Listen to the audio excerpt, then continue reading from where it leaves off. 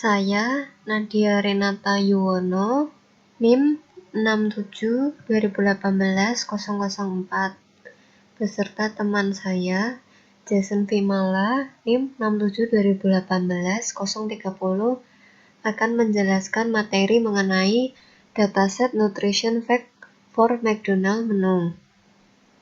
Pengertian klasifikasi. Klasifikasi merupakan salah satu topik utama dalam data mining atau machine learning.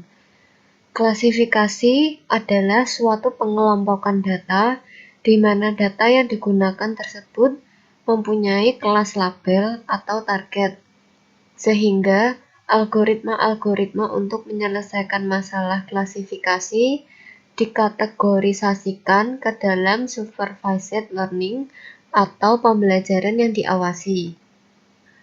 A. Proses bisnis. Proses bisnis dari dataset Nutrition Fact for McDonald Menu adalah makanan apa yang mengandung kalori paling rendah. Dilihat dari dataset yang ada, dapat diketahui bahwa apple slice memiliki jumlah kalori yang paling rendah di antara menu lainnya. Apple slice dengan serving size 34 gram, kaloris 15 kaloris, dan total fat 0.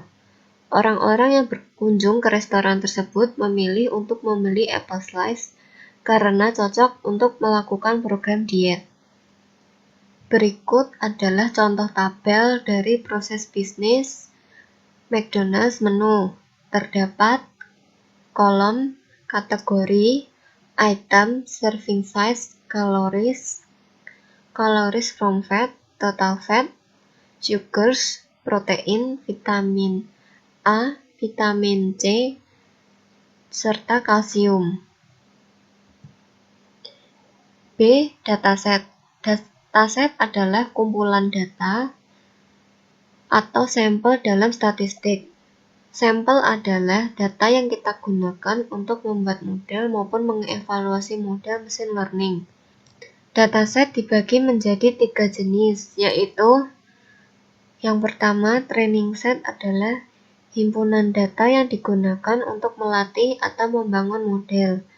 Yang kedua, development set atau validation set adalah himpunan data yang digunakan untuk mengoptimisasi saat melatih model.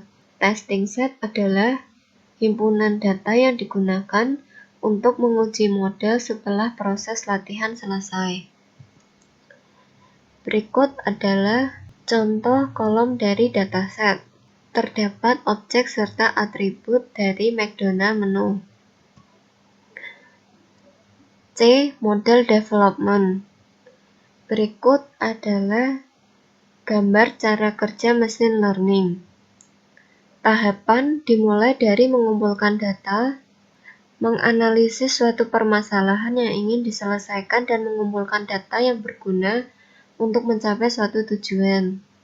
Dilanjutkan dengan mempersiapkan data atau pre-processing data. Dilanjutkan memilih model, memilih algoritma yang tepat untuk menguji data. Kemudian melakukan penelitian pada model untuk menghasilkan sebuah informasi. Selanjutnya, mengevaluasi model, ketepatan dalam pemilihan algoritma berdasarkan hasil pengujian.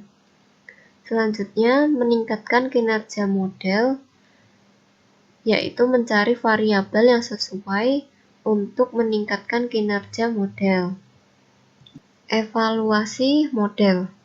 Dari dataset yang kita gunakan, didapatkan hasil dengan mean absolute error 480,47 dengan MSE 278.995,92 dan R2 score negatif 9,53. Hasil tersebut didapatkan dari pengujian dataset dengan melakukan proses normalisasi, visualisasi, dan data training. E. Studi kasus. Di sini kami menggunakan konteks kasus dengan dataset Nutrition Fact for McDonald's Menu. Ray Kroc ingin membangun sistem restoran yang terkenal akan penyediaan makanan dengan kualitas tinggi dan metode penyajian yang konsisten. Dia ingin menyajikan burger, roti, kentang goreng, dan minuman yang rasanya sama di Alaska sebagaimana di Alabama. F. Pre-processing. Ada 4. Yang pertama, melihat data. Yang kedua, menghilangkan kolom kategori, item, dan serving size. Yang ketiga, normalisasi. Dan yang terakhir, visualisasi. Yang pertama, melihat data. Dari kode tersebut, kita memulai import library terlebih dahulu. Kemudian setelah itu, kita menggunakan kode untuk menampilkan data pada McDonald's menu, sehingga dapat diperoleh output sebagai berikut.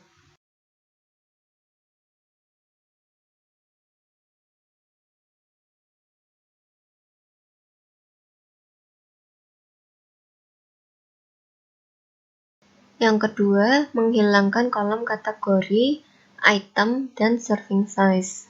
Caranya adalah dengan mengetikkan mcd sama dengan mcd.drop dalam kurung kategori, item, serving size, axis sama dengan 1, mcd.head dalam kurung, kemudian didapatkan output dengan kolom kategori, item, dan serving size yang sudah dihilangkan. Oke, di sini saya akan menjelaskan tentang normalisasi. Fungsi normalisasi adalah untuk menghilangkan dan mengurangi redundansi data dan memastikan data tersebut berada pada tabel yang tepat. Nah, kita bisa lihat dari kode di layar dengan melakukan import pre-processing. Berikutnya kita akan melakukan normalisasi. Nah, dengan memasukkan kode tersebut. Nah, di sini ada 0.23. Nah, itu yang artinya array dari 0 sampai ke 3. Yang berikutnya adalah visualisasi. Visualisasi data ini digunakan untuk mempresentasikan data yang terstruktur ataupun tidak terstruktur menggunakan grafik atau bagan untuk menampilkan info tersembunyi di dalam data. Nah, jadi kita bisa lihat seperti kode yang ada di layar dengan memasukkan menu pd-read csv menu.csv. Nah, ini nama filenya menu.csv. Nah, terus kemudian kita melakukan visualisasi data kalori. Nah, berikutnya seperti ini juga. Kita visualisasikan data kaloris, karbohidrat, kolesterol, dan sodium. Nah, berikutnya ini tabel perbandingan visualisasi data. Di sini ada tabel kaloris, kolesterol, karbohidrat, dan sodium.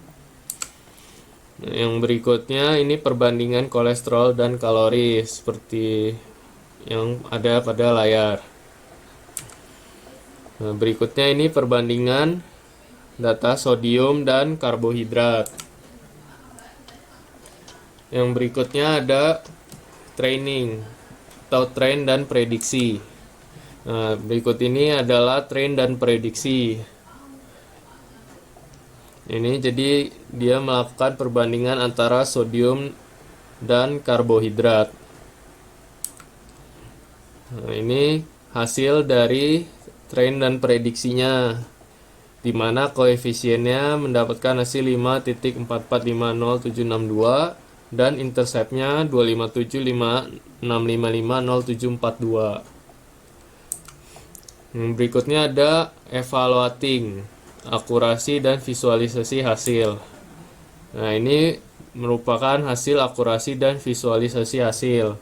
Nah, di sini kita mendapatkan mean absolute error 480.47 dan MSE 27895.92 dan R2 score min 9.53. Kesimpulan, konteks kasus ini menggunakan dataset Nutrient Fact for McDonald's menu. Di sini kami mencari data di mana kebanyakan orang yang melakukan program diet dengan mengkonsumsi makanan berkalori rendah. Dengan menggunakan aplikasi Jupyter Notebook, kami melihat datasetnya terlebih dahulu. Kemudian kami melakukan proses normalisasi di mana untuk membagi atau menyederhanakan dataset yang ada. Setelah itu, kami melakukan proses visualisasi untuk melihat perbandingan grafik dari data tersebut. Setelah itu, kami melakukan proses data train dan tes untuk melakukan prediksi dari data tersebut. Maka, setelah itu didapatkan hasil dan akurasi dari dataset tersebut. Nah, berikut adalah daftar pustaka atau sumber yang kami gunakan. Terima kasih.